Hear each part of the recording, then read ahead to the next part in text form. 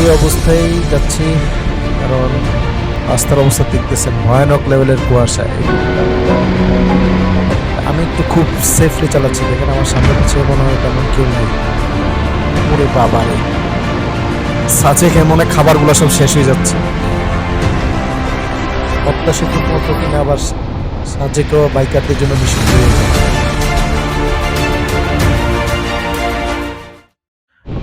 আসসালামু আলাইকুম সবাইকে, আশা করি সবাই অনেক ভালো আছেন। আমিও আলহামদুলিল্লাহ ভালো, তবে আমার বাইকের অবস্থা খুব বেশি ভালো না। দেখতেই পাচ্ছেন আমার বাইকের ডান পাশে রশি দিয়ে একটা জিনিস বেঁধে রাখছি, যেটা হচ্ছে আমার ব্রেক লিভারের ফুল সেটটা সিএনজির সাথে বাড়ি খেয়ে খুলে যায়, এবং আমার ডান পাশে ইন্ডিকেটারটাও ভেঙে যায়, যেটাকে আপাতত একটু সুপার গ্লু দিয়ে লাগিয়ে আমি রাইড করতেছি এখন। ও আপনাদের সাথে শেয়ারই করা হয়নি কোথায় যাচ্ছি, সেটা যাচ্ছি মেনলি হচ্ছে সাজেকে যাচ্ছি। এই অবস্থায় যাচ্ছি, কারণ প্ল্যানটা হচ্ছে দিঘিনালা পর্যন্ত এভাবে যাব। দিঘিনালাতে গিয়ে হয়তো ব্রেক লিভার ফুল সেটটা হয়তো দেখি ওখানে স্ক্রু দিয়ে এটাকে আটকানো যায় কিনা। আর ইন্ডিকেটর যেটা ভেঙে গেছে এটাকে তো আর কিছু করার নেই, এটাকে মেনলি ঢাকা গিয়ে চেঞ্জ করতে হবে। রাস্তার অবস্থা দেখতেছেন ভয়ানক লেভেলের কুয়াশা। এটা অবশ্য এখন আমি ঢাকা চিটাং হাইওয়েতে না, এটা সাধারণত হচ্ছে বারোয়ারহাট দিয়ে আমরা ঢুকে গেছি, সাজেকের স্কটের উদ্দেশ্যে যাচ্ছি। ওখান থেকে যাওয়ার পর যখন আমাদের অনুমতি দিবে তখন হচ্ছে সাজেকের দিকে রাইড করব। ইনশাল্লাহ সেই পর্যন্ত সঙ্গেই থাকুন, দেন আপনাদের সাথে আবার কানেক্ট হচ্ছি।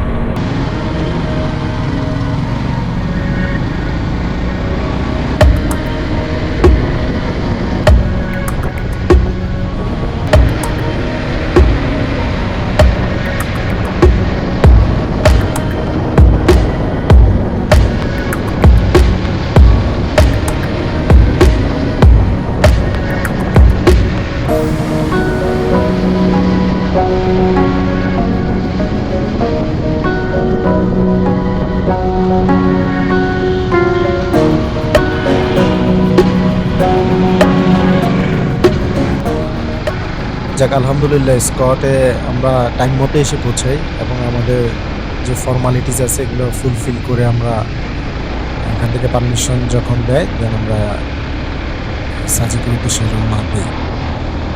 আমি একটু খুব সেফলি চালাচ্ছি, দেখেন আমার সামনে পিছিয়ে মনে হয় তেমন কেউ নাই। আমি একা একাই চালাচ্ছি, কারণ যেটা আমার মেইন যে রিজনটা হচ্ছে আমি রাস্তাটা টোটালি অপরিচিত। কারণ এই রোডে আমার লাইফে ফার্স্ট টাইম বাইক রাইড করা, কারণ এর আগে আমি কখনো সাজেক যাইনি, এটা আমার ফার্স্ট টাইম বাইক রাইড করা। আমি বাই ট্রান্সপোর্ট আমি কখনো সাজেক যাইনি, দ্যাটস ওয়াই আমি একটু সেফটি মেনটেন করে চালাচ্ছি বাইক। তবে পরিচিত হোক অপরিচিত হোক, হিল রাইডের সময় আমার মনে হয় এই জিনিসটা সবারই মাথায় থাকা উচিত। অন্তত নিজের সেফটিটা মেনটেন করে যদি আমরা সবাই বাইক রাইড করি তাহলে হয়তো দুর্ঘটনা অনেকাংশেই কমে যাবে।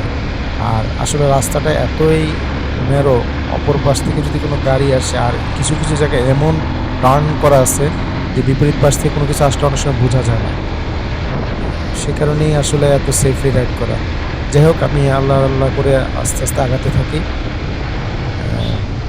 দেখা যাক সামনে কি আছে।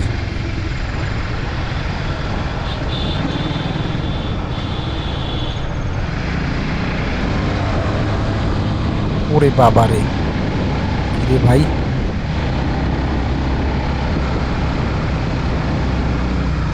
যেভাবে টেনে গেল, ওরে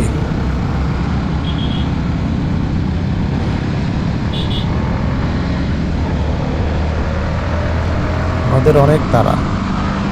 আরেকজন, ওরে বাবা রে বাবা, আহ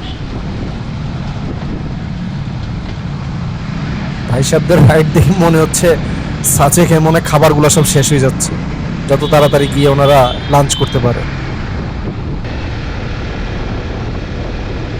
আমার একটা জিনিস মনে হচ্ছে, আবার ভয়ও হচ্ছে, মানে পদ্মা সেতুর মতো কিনা আবার সাজেকেও বাইকারদের জন্য নিষিদ্ধ হয়ে যায়।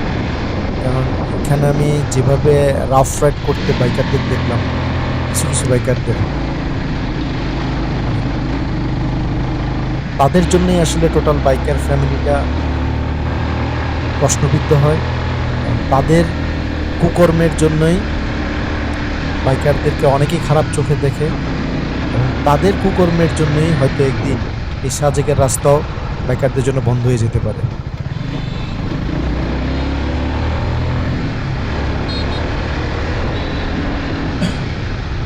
যাই হোক, দোয়া করি এটা যাতে না হয়, আল্লাহ তাদেরকে হেদায়েত নসিব করুক।